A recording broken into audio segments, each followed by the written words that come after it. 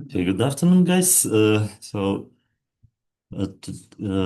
Today my plan is to finish WaveNet model and also explain the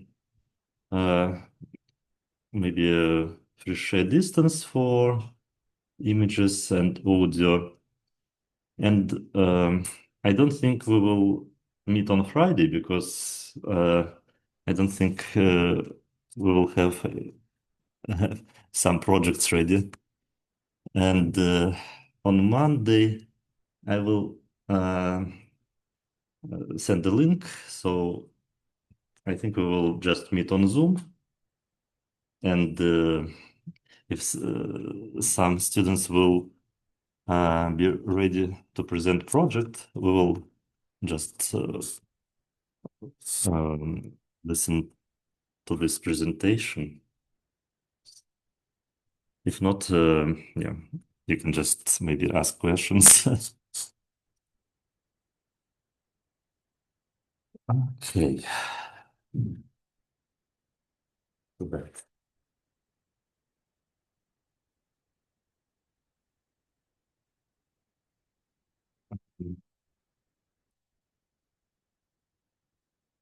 So,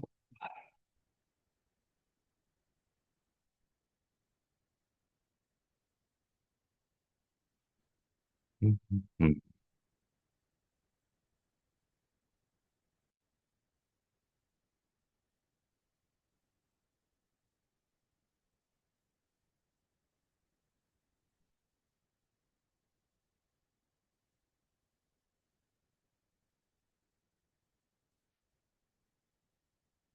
So last time we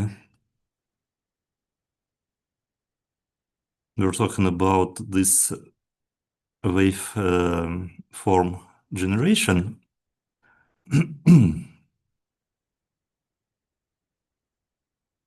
And this is the architecture. So without program, without some condition, this model will just generate random audio samples. And given the previously generated samples, it will generate the new one. And as you remember, we applied causal convolution, and then we applied dilated convolutions with skipping one sample, skipping two samples, three, then seven, and so on. So that's why there are k layers. K stands for the number of the skip dilated convolution layers. And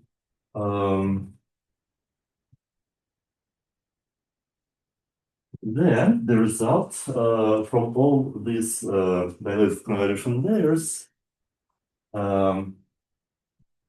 is added together, and then there is one by one convolution and softmax. And softmax, you can think that audio waveform is continuous, but in practice it's digitalized, so it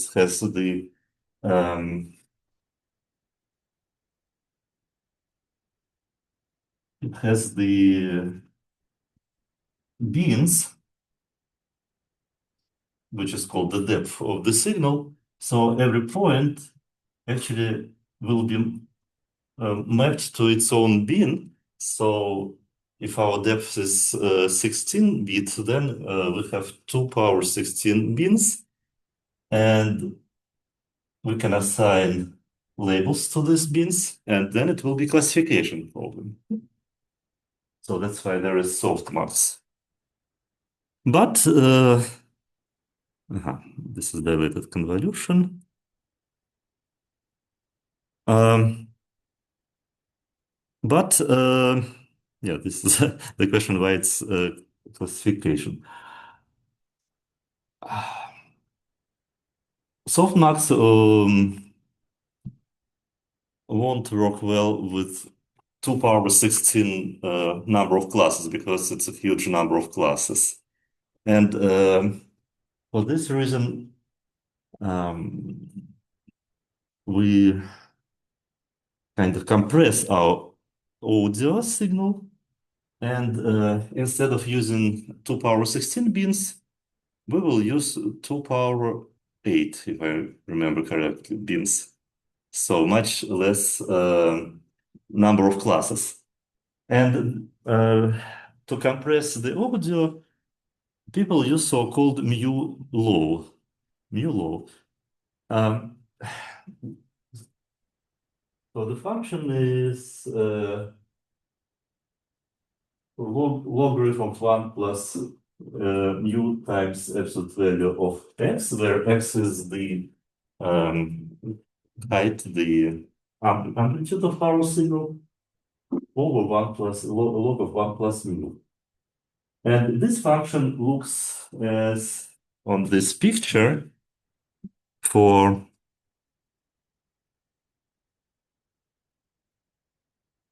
yeah, for negative values it's symmetric, and oh, you can see my drawing for so for negative values it's symmetric, and because our ear will distinguish less loud sounds frequencies, we will kind of apply uncompressed transformation for small values, and uh, we will compress more high values of magnitudes of our waveform. So this is the idea of this mu law.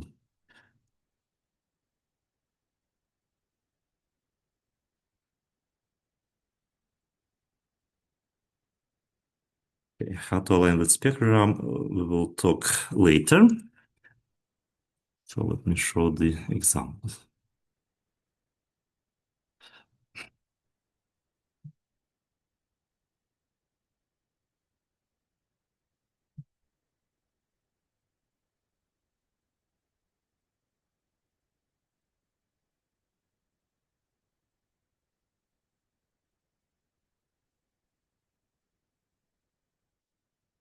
Rules.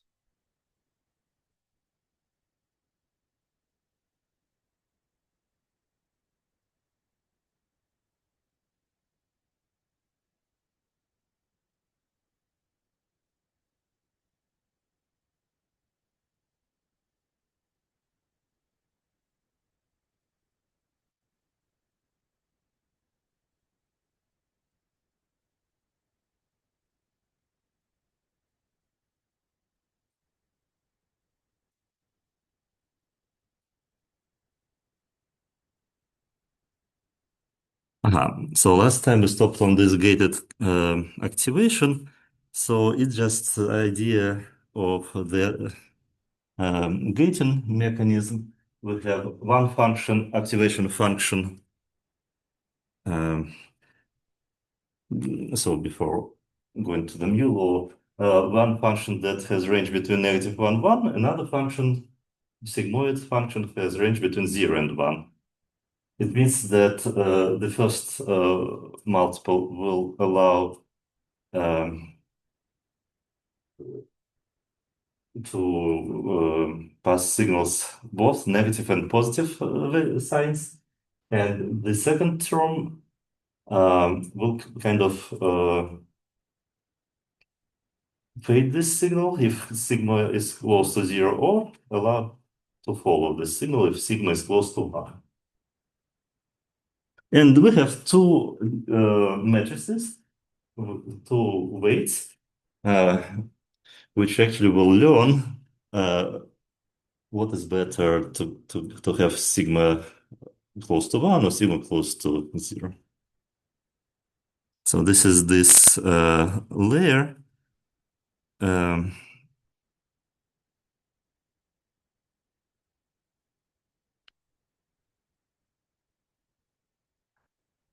um, and this is for spectrogram. So maybe before going to spectrogram, let me finish with mu law. Uh, yeah, so in mu law, we just apply this transform. And here is the example. We have a vector with some numbers in range 0, 1. After mu law, we have, because we also use floor function, we will have some integers.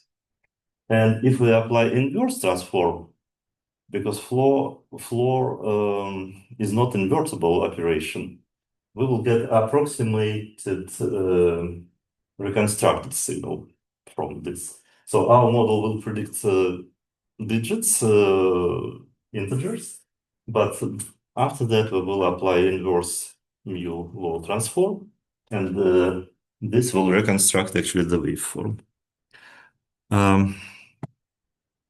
Now, how okay. And this is actually it, because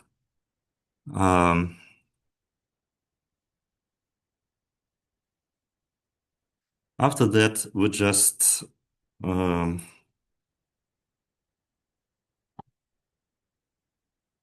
create multiple blocks with dilated convolution.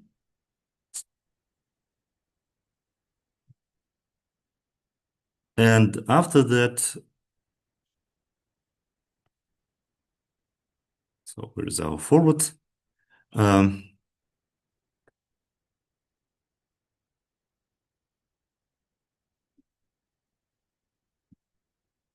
So we pass our signal through dilated convolutions blocks.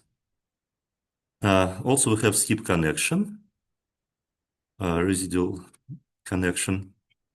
And after that, we apply head, and head is just one by one kernel one convolutions, two convolutions. And finally, we have output without softmax, because cross entropy loss, it will apply softmax under the hood. And if you run this model, so the target, as I mentioned before, where is our training loop?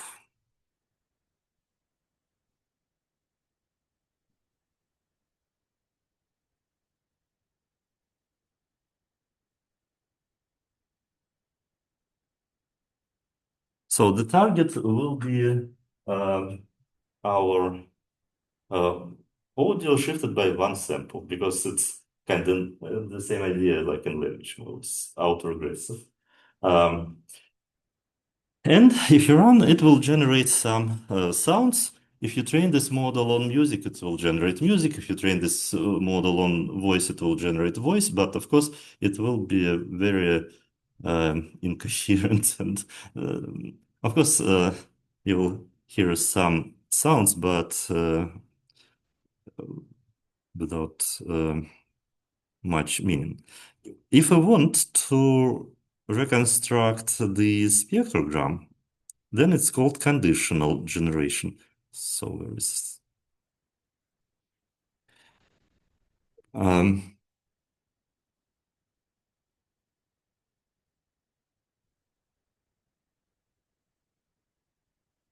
but the problem with generating sound from spectrogram is that spectrogram has much less frames because every column of spectrogram is obtained from at least 500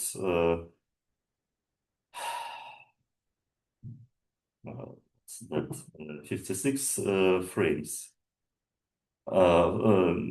samples of audio. So it means that from one frame of spectrogram, we should generate 500 or 1,000, depending on our window, points, samples for audio. So how to solve this problem? And the answer is surprisingly simple.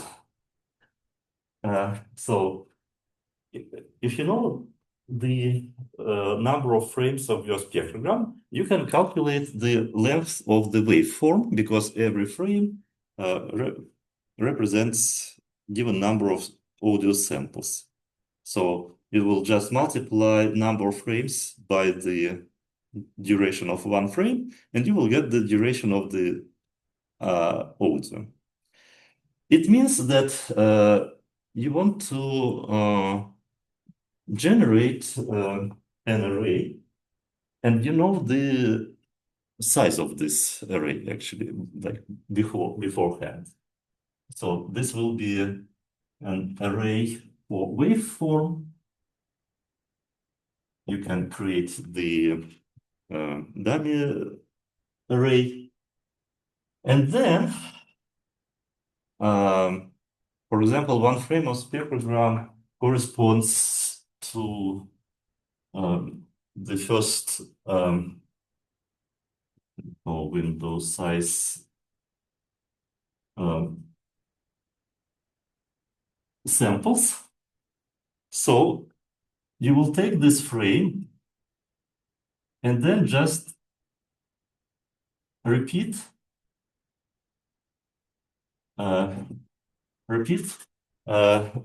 this number of times. Just copy paste. Then you will take the second frame and you will just repeat this frame. And this is how you can get from the spectrogram the length of the signal, of the audio signal. Well, of course, in practice, we don't repeat, we apply transposed convolution, but it's the same idea. Transposed convolution increases the dimensions. But if you just repeat, it also will work fine. So, how we condition the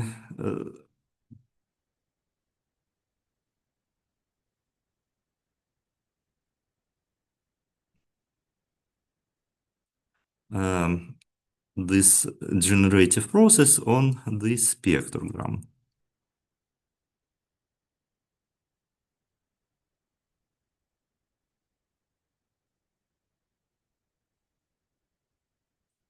So in our gated layer, we worked with just X, where X represented audio, just samples. But if we have a spectrogram, we can take the sum of the part that corresponds to audio, and the second term actually will multiply the frame of a spectrogram by a matrix. And we will choose the dimensions of these neural networks, W and V, such that the result of this multiplication give the same dimensions, so we can add up. So this is how we condition our just waveform generation on the spectrogram. And because we populated the frames of spectrogram, we will have for every time step and X value and frame of the spectrogram. But X we want to learn, X condition we know in advance. We have the spectrogram. And that's it. So let's see. I think I didn't train. Yeah, I think my examples are just noise because this is the original. Well, just because to train you need to wait um, for a while. And nowadays we use diff wave, which is kind of uh, the same idea but with diffusion. And um, yeah, this is just generated noise. But if you train longer, it will generate uh, sound. Um, well, actually, I have also notebook for diff wave with a trained model. But if you train for half an hour, it will be enough just to get legible speech, and to get high quality, you should train for 4 hours maybe.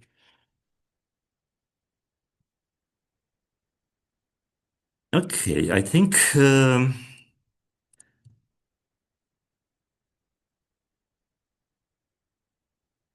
this is how we condition on the spectrogram. I think there are other models, of course, like without autoregressive wavegun. The idea of these models is to generate um, spectrograms in different resolution, like apply downsampling, and loss function will contain two or three or five terms and compare generated audio with downsampled spectrogram. So it kind of will force your model to generate audio which aligns with spectrograms on different resolutions. And this is the model which is used in production because it's faster. uh, I, I have a table later. I will show you the comparison table, how much time you need to spend to generate 1 second of audio. And the idea of this model is that we use kind of downsampled spectrograms. Hi-Fi GAN is actually the model which is used in production, but it has the same idea. And here's the comparison. Unfortunately, there is no diffusion net because this table is from Hi-Fi GAN paper, and at that time, diffusion diff wave appeared the same year, but they didn't maybe know about this. So for um,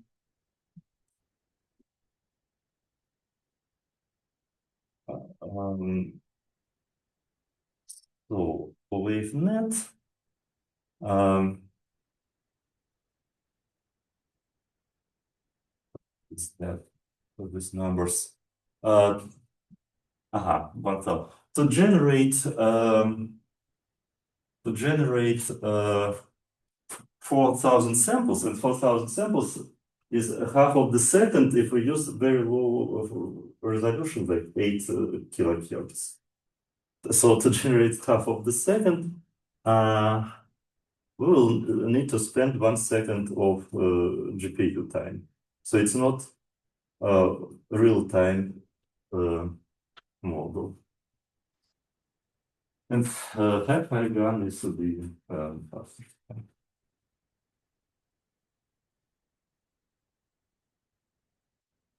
Okay, now this is voice conversion that we we were talking earlier. Now, I want to talk about um, two metrics which we can use for evaluation of generation of images or audio. So, do you know any metrics for generated images? Let's see. SSIM. Um, SSIM.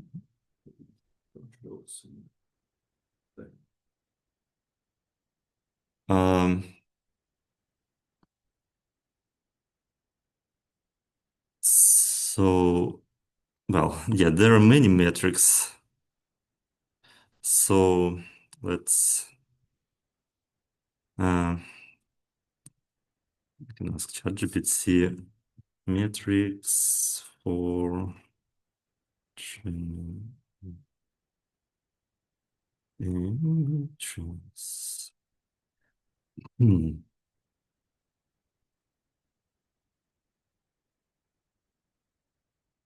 So I think yeah, the most popular is feed. Oh, this is SSIM. Um, but this is mostly for restoration. So yeah, I want to talk about this Frechet inception distance because yeah, you will see this in most of the papers. Uh, Frechet inception distance for images and Frechet audio distance for audio. Um, so do you know how it's calculated? Okay, so maybe something useful you will learn today. So inception was the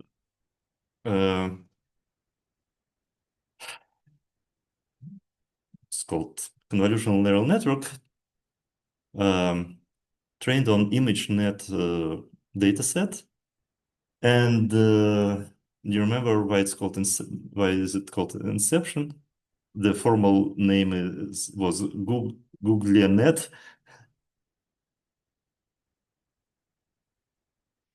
Robert, no, because of the movie. Uh, movie with this title Inception, where was the phrase we should go deeper. And the architecture of this um, Google net um, yeah, it looks like that. So, oh, it's a video.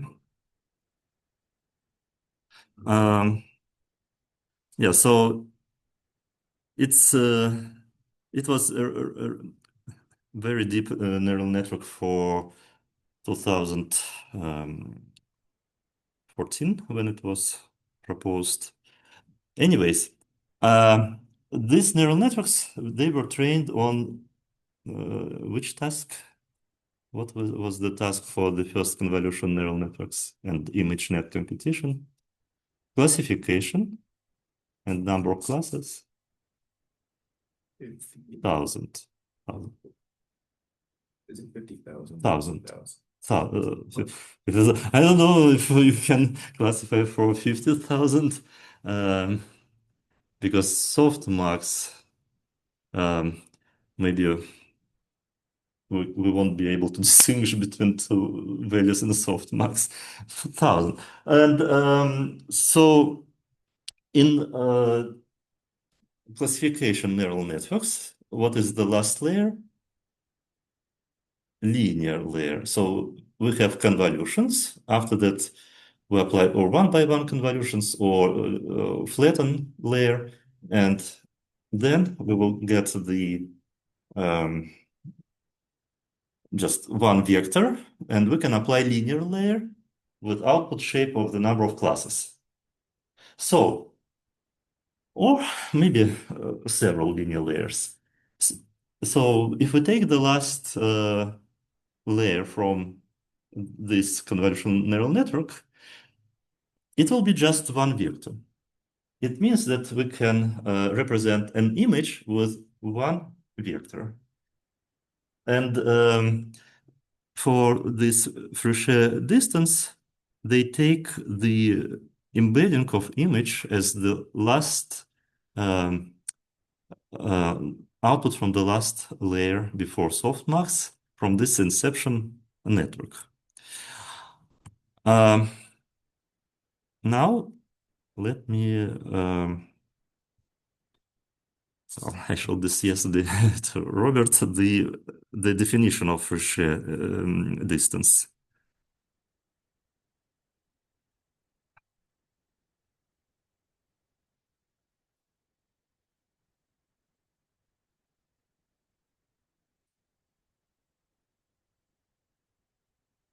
So Fréchet distance is defined for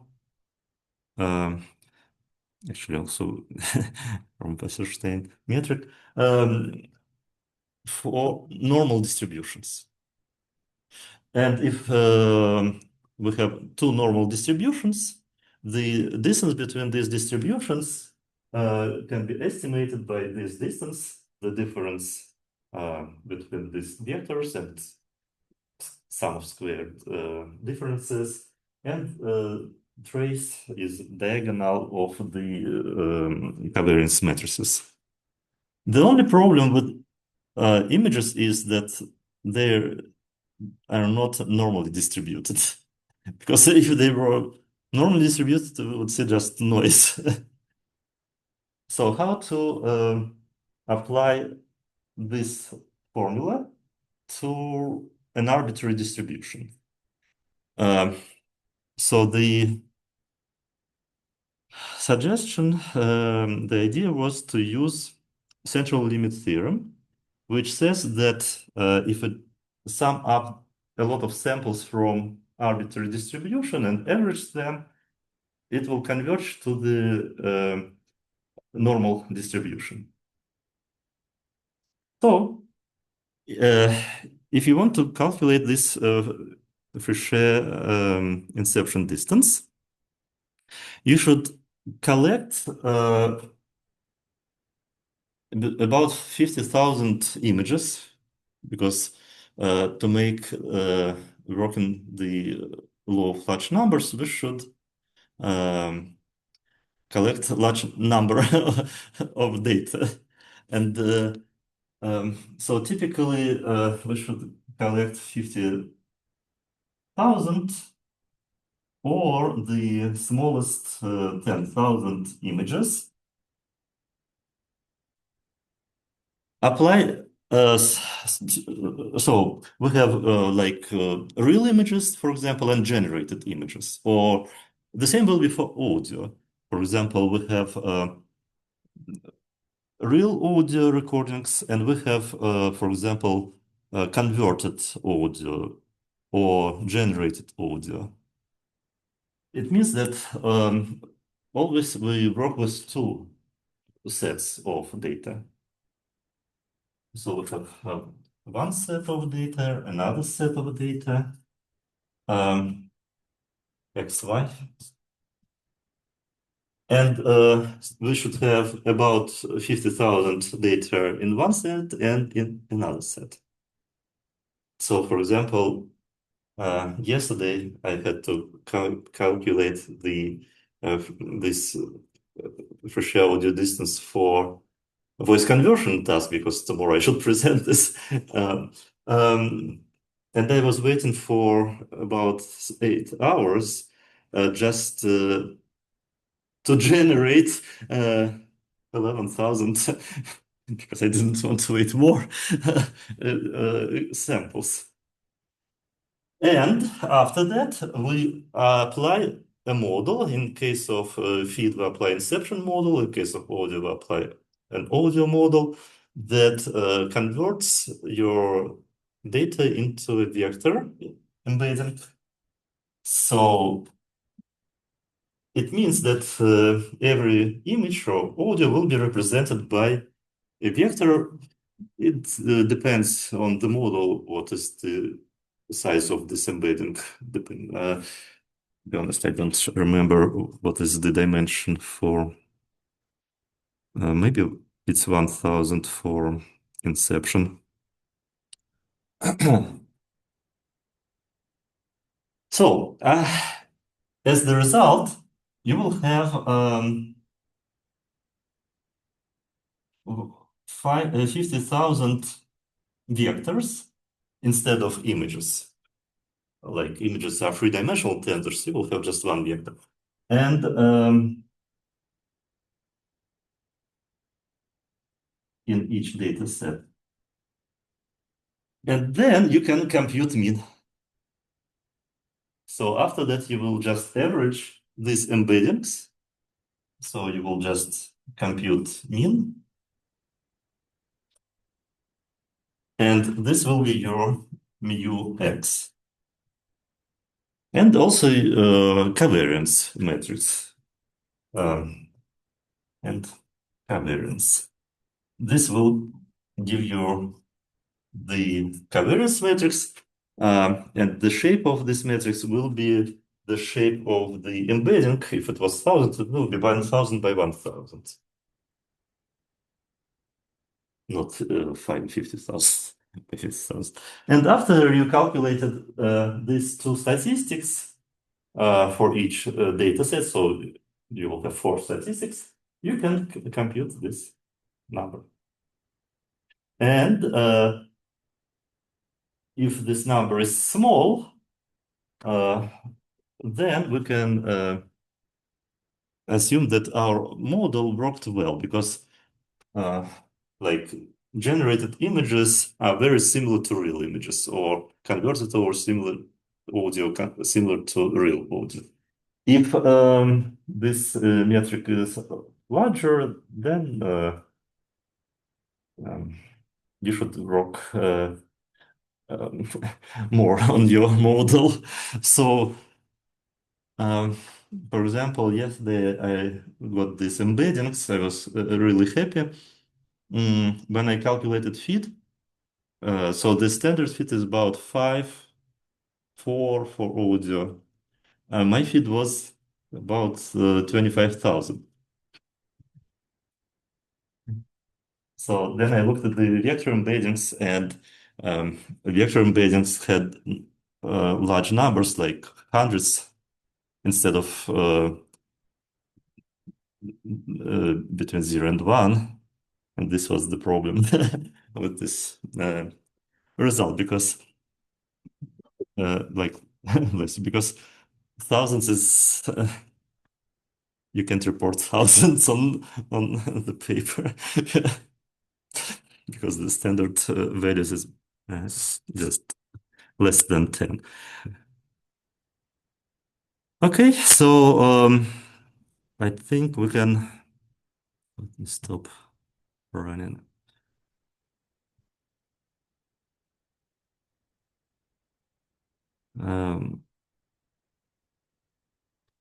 Yeah, I think we can stop here, and